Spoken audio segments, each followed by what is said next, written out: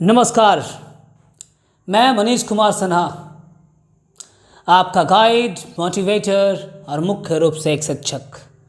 एक शिक्षक की कोई जात नहीं होती, कोई धर्म नहीं होता। और मैं आपसे कहता हूँ, आग्रह करता हूँ कि शिक्षक को धर्म और जात में मत बांटो। शिक्षक को धर्म और जात में मत बांटो। शिक्षक को शिक्षक ही रहने दो, वो उसमें ही खुश है। शिक्षक को सम्मान मिले ना मिले, शिक्षक अपना कर्तव्य करता है। और जिस देश में शिक्षकों को सल्यूट किया जाता है, सम्मान दिया जाता है, वह देश स्वतः विकासशील होने लगता है, विकसित होने लगता है और डेवलप्ड हो जाता है। इसलिए मैं कहता हूँ, शिक्षक को शिक्षक ही रहने दो। आइए, जैसा कि आप सभी जान रहे थे कि मैं अपने YouTube चैनल सपनों की पढ़ाई के माध्यम से आप लोगों के सामने भगत सिंह की जीवनी प्रस्तुत कर रहा था। आज भगत सिंह की जीवनी का ये 5वां अध्याय होगा,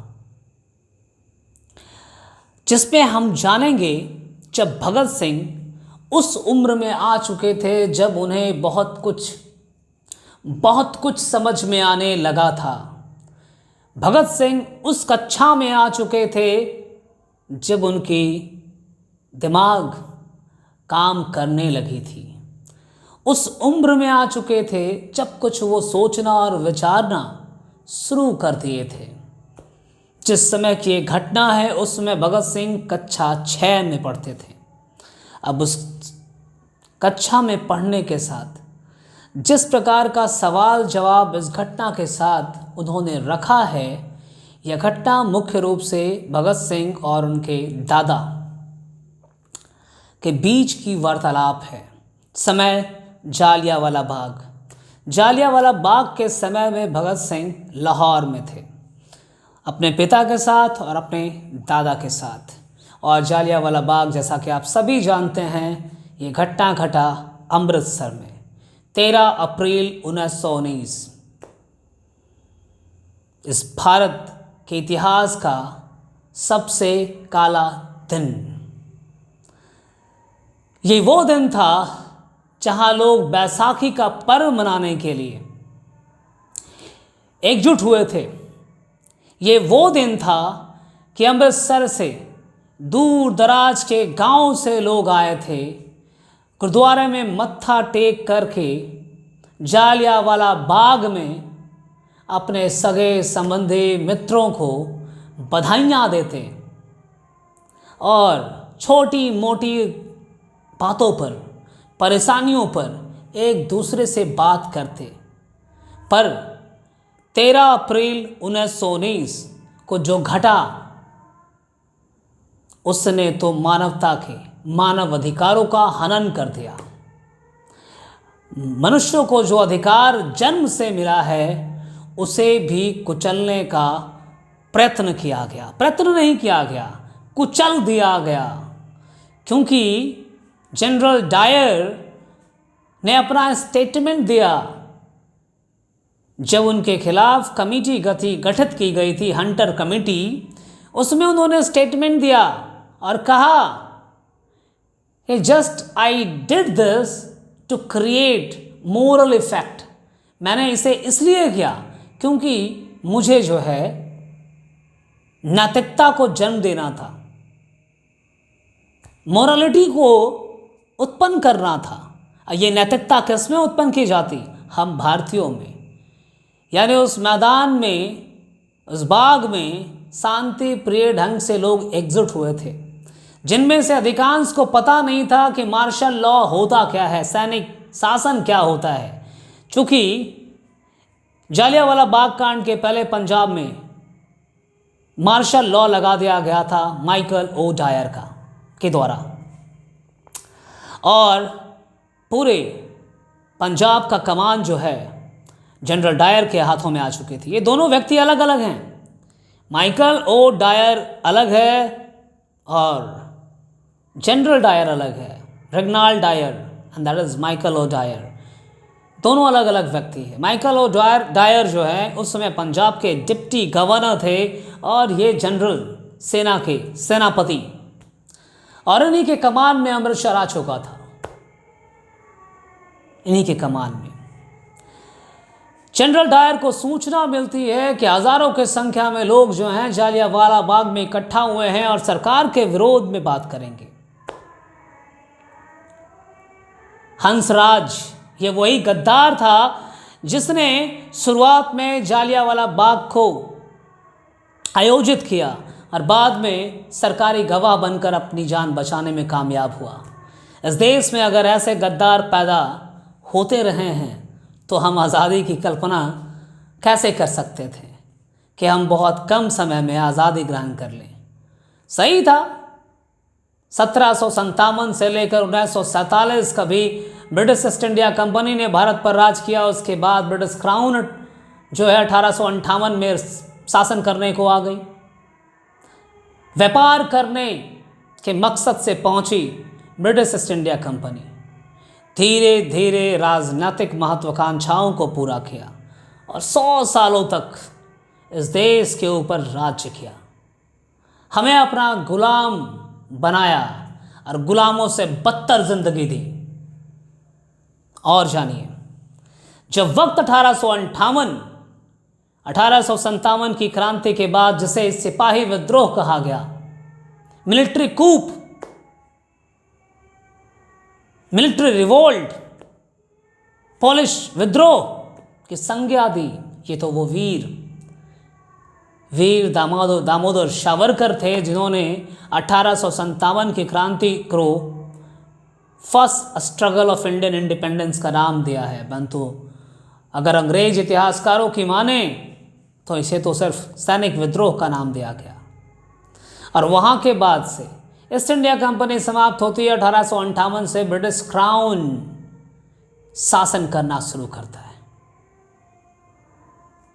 1885 इंडियन नेशनल कांग्रेस की स्थापना होती है।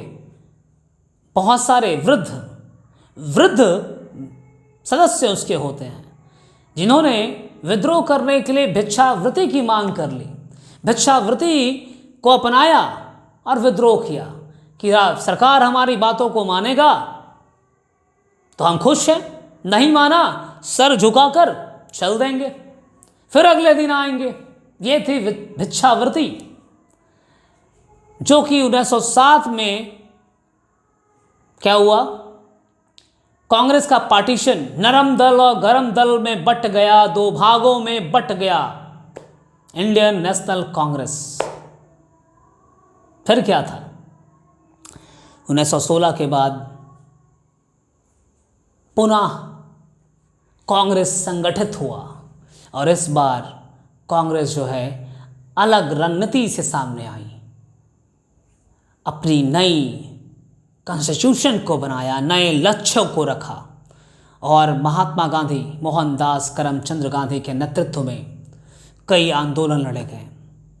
पर यह वक्त 1919 का था। दुनिया जहां फर्स्ट वर्ल्ड वॉर की समाप्ति की सोच रहा था, वहीं भारत जो है 13 अप्रैल 1919 एक ऐसी घटना जो पूरी दुनिया को रुला दिया, सोचने के लिए मजबूर कर दिया।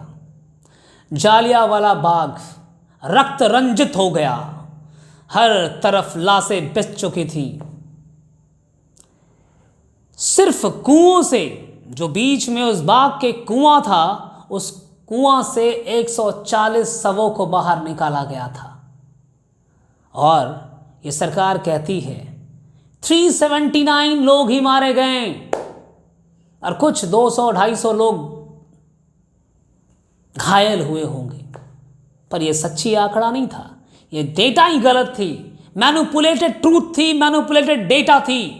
सच तो यह था कि 1200 से अधिक लोग उस घटना में मारे गए थे और इससे कहीं ज़्यादा लगभग 2000 लोगों के आसपास लोग घायल हुए थे। आइए इस घटना का प्रभाव भगत सिंह के ऊपर क्या पड़ा। मैं इसे भगत सिंह की यलगार कहता हूँ। मैं इसे भगत सिंह की यलगार कहता हूँ, जो छोटी सी उम्र में उन्होंने ठान लिया था। और आगे की जो भी एपिसोड आएगी वो भगत सिंह की यलगार के नाम से रहेगी, क्योंकि यहाँ से भगत सिंह नहीं, क्रांतिकारी भगत सिंह बन जाते हैं। छोटे से उम्र में ही देश को आज़ाद कराने का सपना देख लेते हैं। ऐसे वीर सपूतों को मेरा सत सत नमन, मेरा सत सत नमन। सोचता हूँ कभी कि इनके शरीर में खून था या हमारे शरीर में खून था। मुझे लगता है आज के युवाओं के शरीर में खून नहीं पानी है, खून नहीं पानी है। अगर खून होता तो ऐसी उबाल होती, सत्य के प्रति उबाल होती, गलत फहमियों का नहीं।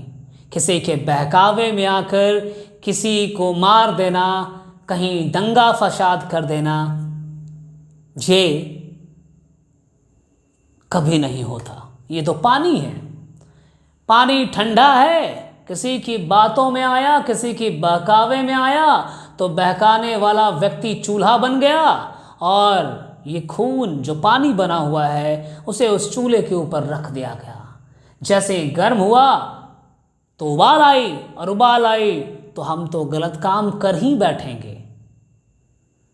दोस्तों, सीख लेने की ज़रूरत यह है कि हमें सत्य के साथ चलना होगा, सही और गलत के बीच में फ़र्क पैदा करना होगा। और जब तक आप फ़र्क पैदा नहीं करोगे, सफलता आपके हाथों में कभी नहीं आएगी। देखिए क्या हुआ था। सरदार भगत सिंह के पिता सरदार किशन सिंह लाहौर के बाजार से लौट रहे थे। अफरा तफरी में भागे दौड़े घर पहुंच रहे थे। जैसे ही घर पहुंचा, सामने अपने पिता को पाया, और सरदार किशन सिंह कहते हैं, पिताजी, आज तो अंग्रेजों ने कहर ढा दिया, गजब ढा दिया, कत्लेआम मचा दिया। हर तरफ खून के धब्बे बिखरे पड़े हैं। किशन की आंखों में आंसू भी थे। किशन के पिता पूछते हैं, बेटा हुआ क्या? कौन सी घटना के जिक्र तुम कर रहे हो?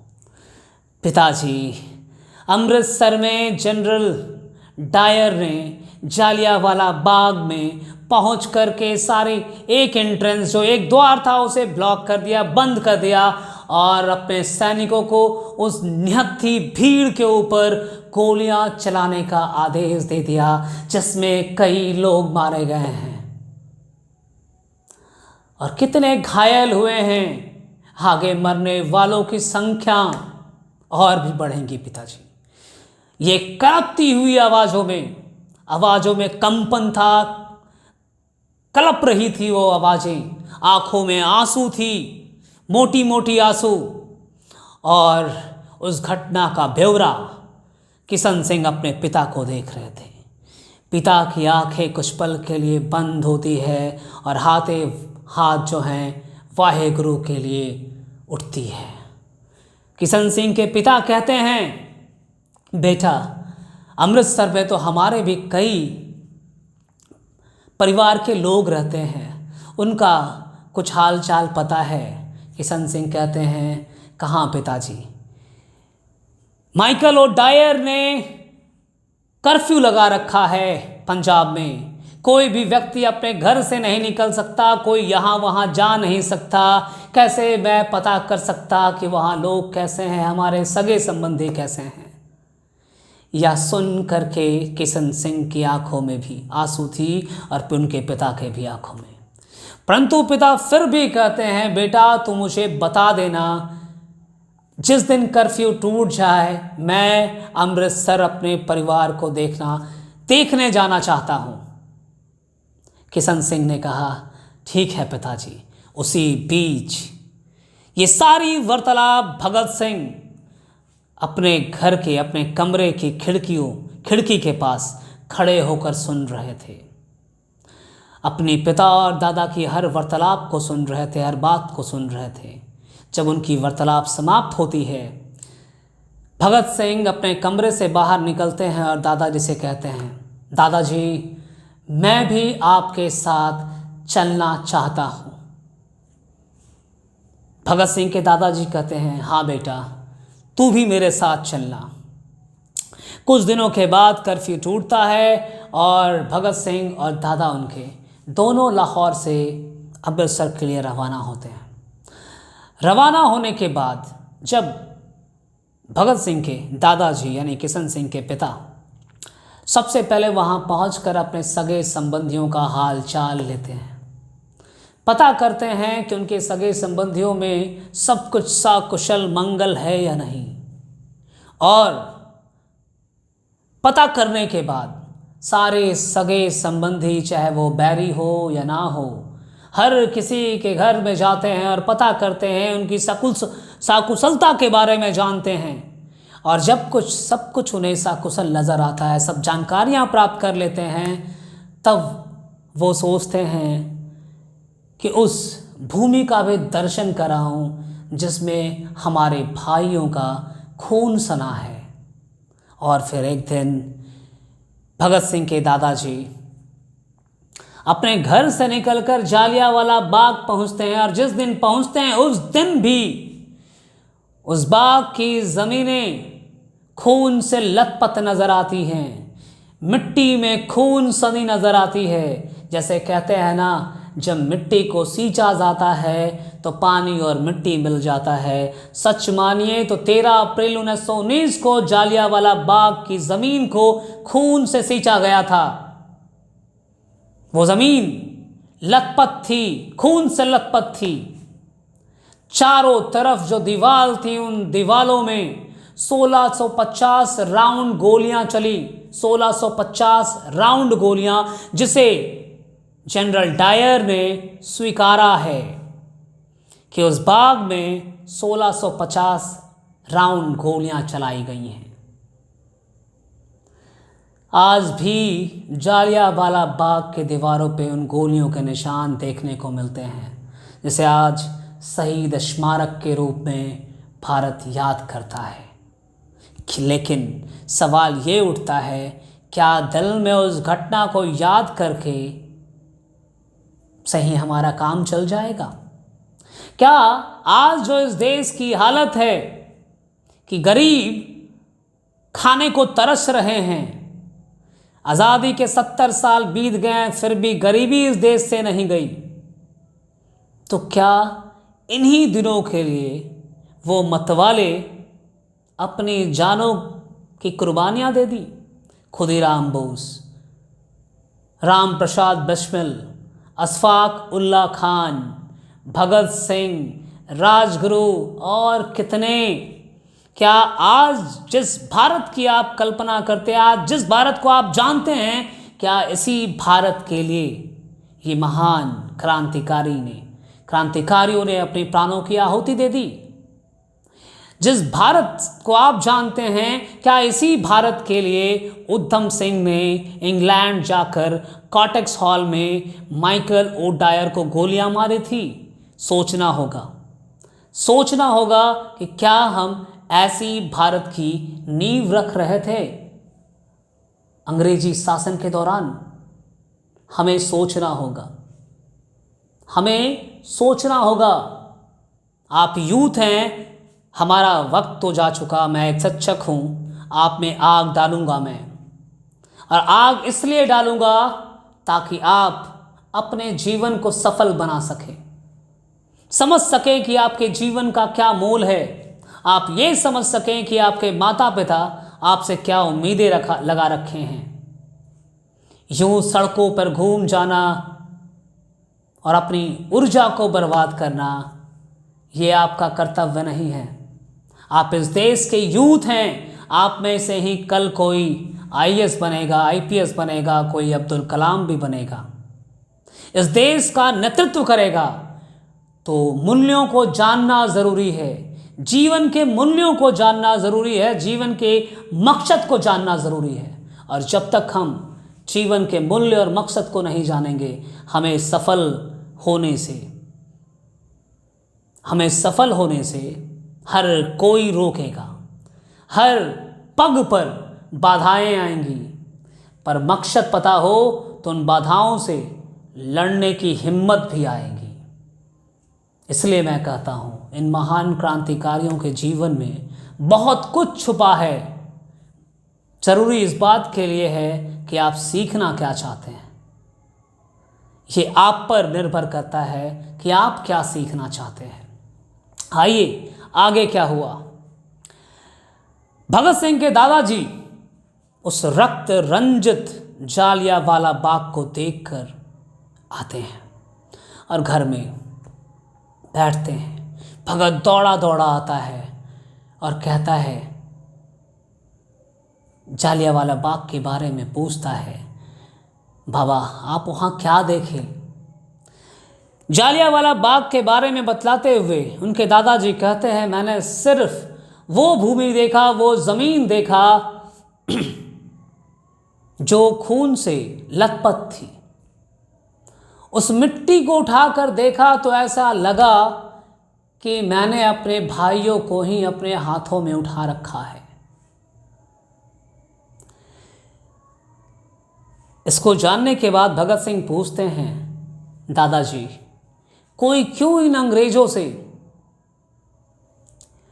कोई क्यों इस घटना के बाद जिस अंग्रेज ने, जिस व्यक्ति ने इतना बुरा कार्य किया, घृणित कार्य किया, उसे किसी ने गोली क्यों नहीं मारी, सरकार ने गोली क्यों नहीं मारी, सज़ा क्यों नहीं सुनाई? दादाजी कहते हैं, भगत जब सरकार निकम्मी हो, जब सरकार ही गद्दार हो, जब सरकार ही अंधा हो, तो न्याय कौन करेगा? जब जुर्म सरकार करती है तो न्याय कौन करेगा? यहाँ तो सरकार ने ही जुर्म कर रखा है। अरे हम लोगों ने तो सिर्फ डॉक्टर सैफुद्दीन किचलू और सत्यपाल की रिहाई की मांग की थी और उस छोटी सी विरोध का नतीजा ये निकला कि निहत्थी जनता के ऊपर गोलियां चलाई गई। हमारे छोटे से विरोध का इतना बड़ा सजा दिया गया। इतना जानने के बाद भगत सिंह पूछते हैं, दादाजी हम भारतीय, हम लोग क्यों नहीं इसका विरोध करते हैं? हम लोगों में से कोई क्यों नहीं उठकर उसे मार देता है? दादाजी कहते हैं, ऐसा नहीं है भगत, हम लोगों में से कई लोग जो हैं इसका विरोध करते हैं। उनमें से एक हैं रविंद्रनाथ टैगोर, जिन्होंने उस समय के तत्कालीन वाइसरॉय लॉर्ड चैम्सफोर्ड को खत लिखा कि 13 अप्रैल 1919 को जालियांवाला बाग में जो घटा वो मानवता के खिलाफ था और मुझे ऐसा महसूस हुआ कि मेरे भाइयों, मेरे बहनों के ऊपर अत्याचार किया गया है और सच कहूँ तो आज दिल उनके लिए रोना चाहता है और उनके लिए होना चाहता है। इसलिए अंग्रेजी हुकूमत ने जो कुछ भी सम्मान में मुझे दिया है, मैं उन सभी चीज़ों को वापस करता हूँ। नाइटहुड की उपाधि दी गई थी रविंद्रनाथ टैगोर को, उन्होंने वापस कर दिया। भगत सिंह इस घटना के बारे में, रविंद्रनाथ टैगोर के बारे में जानकर कहते हैं कि मैं भी अगर उनकी जगह पर होता मैं भी यही करता। सोच लीजिए, एक छोटी सी उम्र में इतनी बड़ी सोच, जबकि रविंद्रनाथ टैगोर जो हैं काफ़ी बड़े थे, बुजुर्ग थे, तब उस वक्त उन्होंने ऐसा काम किया और भगत सिंह छोटे थे और उस छोटे से उम्र में ही रविंद्रनाथ टैगोर के द्वारा किया गया कार्य को जस्टिफाइड बताया कि उन्होंने बिल्कुल सही किया। आप अब सोच सकते हैं उनकी विचार कितनी व्यापक थी। छोटी सी नन्ही सी उम्र में भी दुनिया को कैसे परखते थे, लोगों को कैसे परखते थे। इसके बाद भगत सिंह कहते हैं, दादाजी मैं इस देश को आज़ादी दिलाऊंगा। दादाजी कहते हैं, हाँ बेटा तुम ऐसा कर सकते हो, तुम इस देश को आज़ादी दिलाना, परंतु इस देश के लिए लड़ने के पहले तुम्हें संगठित होना होगा। तो भगत सिंह कहते हैं, तो क्या दादाजी आज तक इस देश में किसी ने संगठित होने का काम नहीं किया?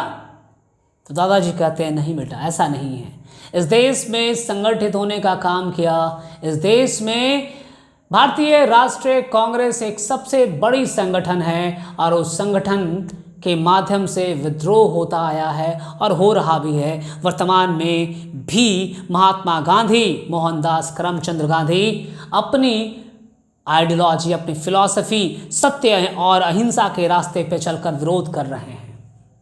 अगर तुम्हें इस देश के लिए कुछ करना है तो तुम्हें भी संगठित होना होगा, और जब तक तुम संगठित नहीं होगे कुछ नहीं कर पाओगे।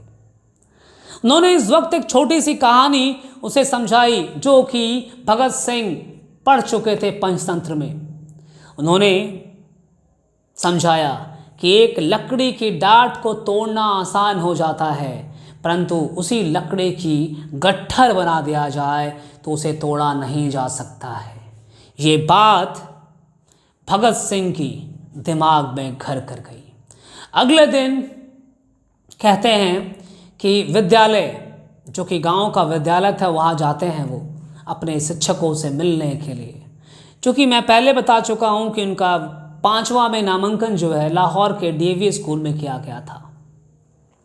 शिक्षकों से मिलने के जाने के बाद वहाँ से सीधे वो जालियांवाला बाग चले जाते हैं और घर पे लोग परेशान थे कि भगत गया कहाँ। काफ़ी देर से वो विद्यालय गया था और विद्यालय बहुत दूर नहीं है, वहाँ पे से लौटा नहीं है, और हम लोग वहाँ जाकर पता भी लगाएं तो कब का भगत वहाँ से निकल चुका है। घर के सारे सदस्य परेशान भी थे, भगत गया कहाँ था।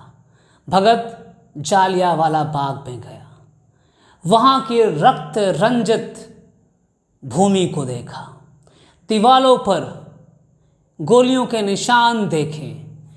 ऐसा लग रहा था कि जिस वक्त वो इस दृश्य को देख रहा होगा, मेरा मानना है वहाँ घटने वाली घटना को उसने मन ही मन चित्रांकन कर रखा होगा।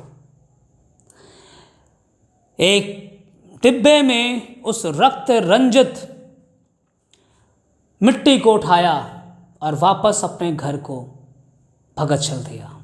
जैसे ही भगत घर पहुंचा, सभी लोगों ने पूछा, बेटा कहाँ गया था, इतनी देर कहाँ था?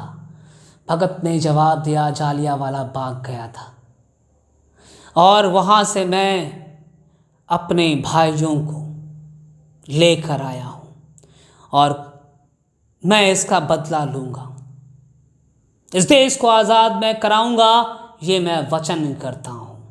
सच कहें तो ये भगत सिंह की उस छोटी सी उम्र में यलगार थी, अंग्रेज़ों के खिलाफ यलगार थी। कहते हैं ना, कुछ करने के लिए जीवन बड़ा नहीं होना चाहिए, उम्र बड़ी नहीं होनी चाहिए, करने के लिए जज्बा चाहिए। ज़िंदगी छोटी हो पर कारगर हो, जिसे दुनिया याद कर सके।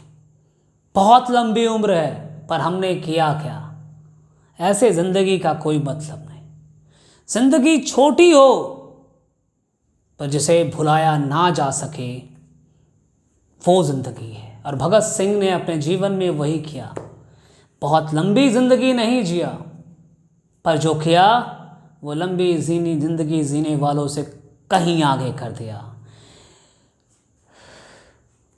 अगले दिन जब वापस लाहौर जाते हैं भगत सिंह, अपने विद्यालय में जाते हैं, वो जालियांवाला बाग की मिट्टी भी विद्यालय लेकर जाते हैं और अपने दोस्तों को दिखाते हैं कि हमारे देश में क्या हो रहा है। हमारे देश की सरकार कितनी अंधी है कि हमें गुलाम समझती है और हम गुलामों के पास कोई अधिकार नहीं है, और अधिकार होता तो ऐसे निर्दयी घटना नहीं घटता, ऐसे निर्दयी कांड नहीं होता, इतनी बर्बरता से लोगों को मारा नहीं जाता। हम गुलाम हैं, वो हमारे सरताज हैं, इसका अर्थात ये निकलता है कि हम गुलामों की ज़िंदगी नहीं है, हमारे साथ वो जैसा चाहें वैसा कर सकते हैं, हमें मार सकते हैं, पीट सकते हैं, हमारे ऊपर कोड़ा बसा सकते हैं, जब चाहे जेल में बंद कर सकते हैं, बिना वजह जेल में बंद कर सकते हैं। रॉलेट एक्ट में यही हुआ था ना, बिना वजह, बेवजह अगर आप अंग्रेजी हुकूमत के खिलाफ बात करते हैं तो आपको अरेस्ट कर लिया जाएगा, 2 साल की सज़ा सुनाई जाएगी और बाद में आपको किसी प्रकार के प्रोटेस्ट मूवमेंट में शामिल भी नहीं होना है, ऐसा लिख कर देना होता था। यह हालत थी और अपने दोस्तों को संगठित करने का काम किया। उस छोटी सी उम्र में ही संगठन का महत्व समझा और संगठित होने का महत्व समझा। आज के लिए इतना ही। जय हिंद, जय भारत।